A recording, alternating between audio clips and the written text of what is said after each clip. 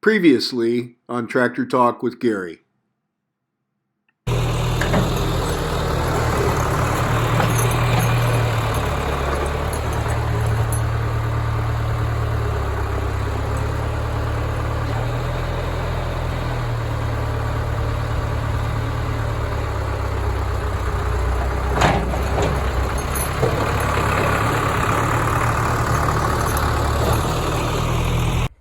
Well, as luck or fate would have it, I was almost done. I had this one little windrow to push up yet, clean up in front of this pile, and I was done. You see this dark spot here?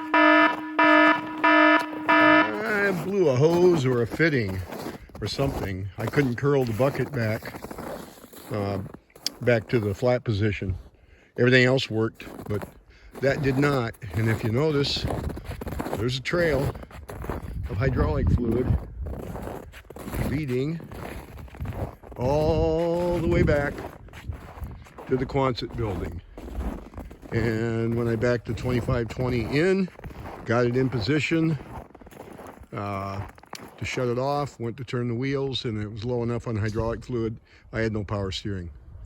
So got in a good place where I can work on it. Not going to work on it today, but tomorrow I will tear into it and we'll see what we got going on. Hi YouTube.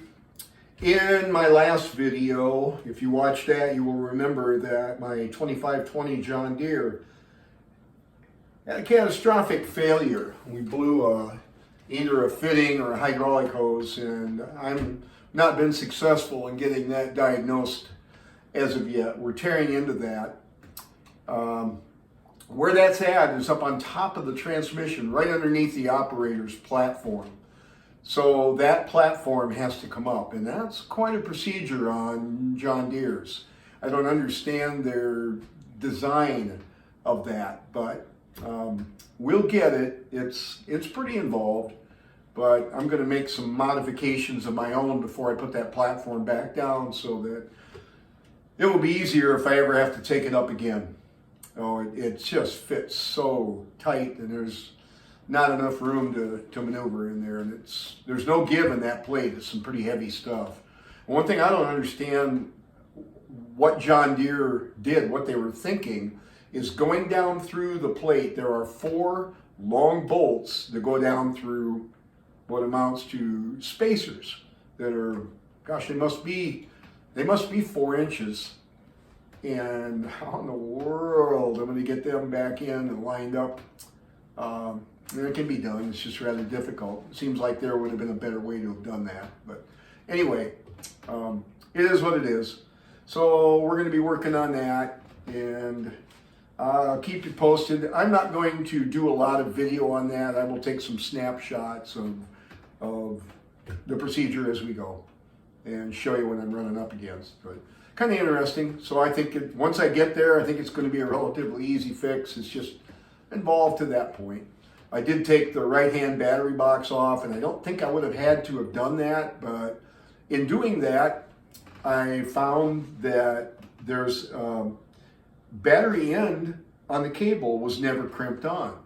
So last summer we started having charging problems with it.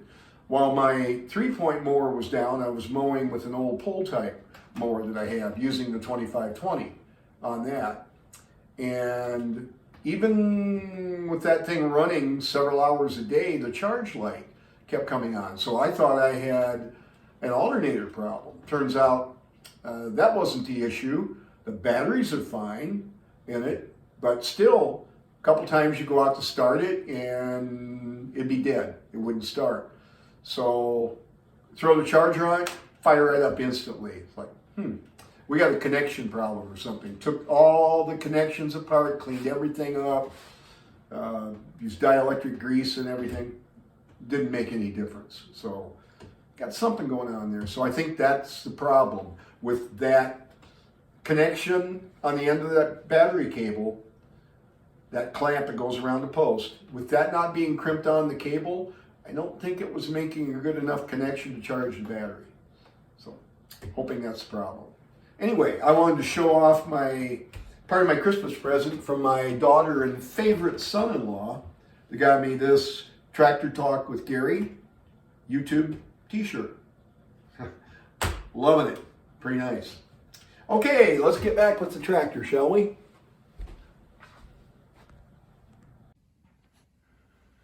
Well, I've run into a snag with this floor pan trying to get it up. See this foot throttle right here? There is no way to get at that and get it out of the way of this floor pan. And as you can see, it fits really snugly up against the tractor. You can see the little mark right here. Put my finger in there. From there to there, there to there is how far I have moved that in lifting it up. You got to be careful it doesn't come in contact with the console here. I don't want to tear that thing apart because, oh my God, getting all that stuff back together be a nightmare. And I made a tapered wedge out of some oak lumber I had around to kind of slide down in there and help hold it in place. There are these tabs right here that once this plate clears that, this end of the plate can drop down. It rests on this. And that's part of the casting. There's no removing that. There's right there is the foot throttle.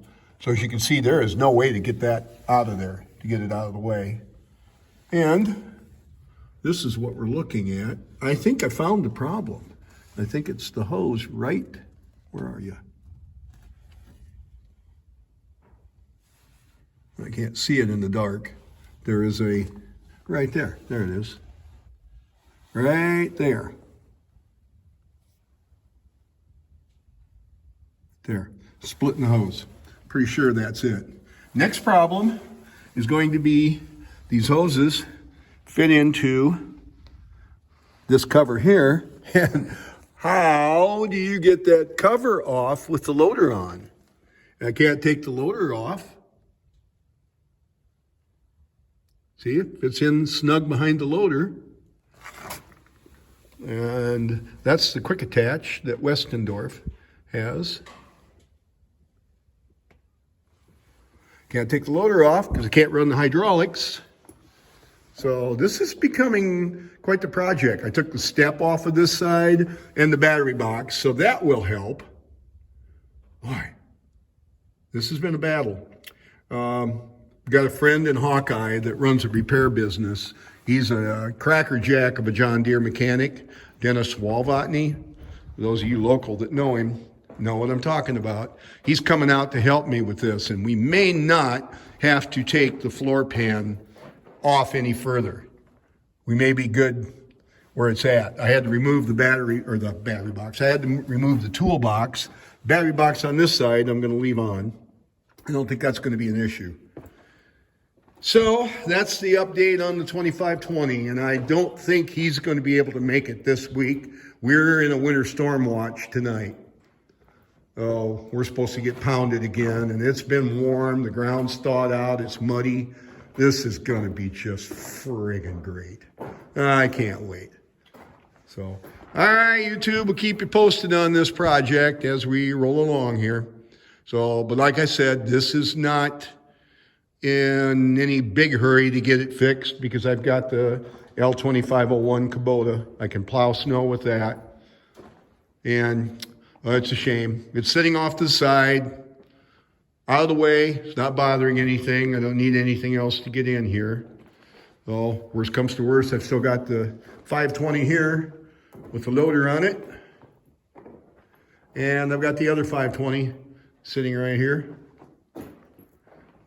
I'm tractor poor, aren't I? Anyway, all right. Catch up with you later, YouTube.